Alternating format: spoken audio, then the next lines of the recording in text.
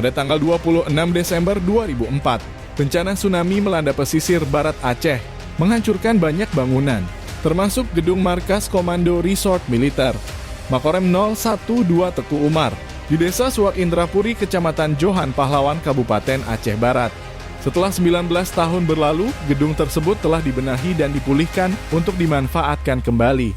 Dalam momen perayaan hari ulang tahun, HUT ke-61 Korem 012 Teku Umar disaksikan oleh para tamu dan undangan yang hadir, dan Rem 012 Teku Umar, Kolonel Infanteri Riyanto SIP, secara resmi menetapkan pemanfaatan kembali bangunan Makorem 012 Teku Umar sisa tsunami sebagai ujung karang heritage.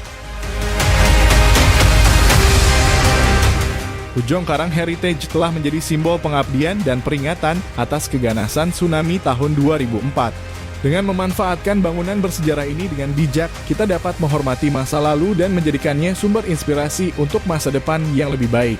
Ujung Karang Heritage mengabadikan sejarah, mewujudkan masyarakat bermakna.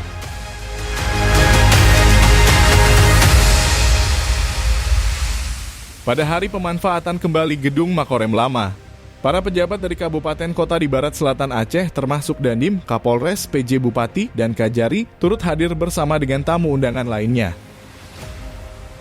Hari ini kita fungsikan kembali, disaksikan oleh semua rekan-rekan undangan bahwa tempat ini ke depan nanti akan menjadi tempat terbuka hijau, ada tamannya, ada jogging tracknya. Hari Minggu pagi untuk lari, kemudian untuk jalan-jalan santai dengan keluarga.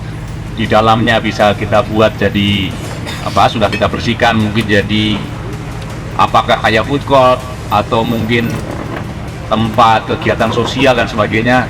Kita berikan namanya Ujung Karang Heritage. Dalam acara tersebut dilakukan pemotongan pita dan penandatanganan prasasti oleh Danrem 012 Teku Umar, Kolonel Infanteri Riyanto SIP sebagai tanda resmi dimulainya pemanfaatan kembali gedung bersejarah tersebut. Ujung Karang Heritage hadir untuk melestarikan nilai-nilai historis dan memberikan pengingat serta tindakan mitigasi terhadap bencana serupa di masa depan.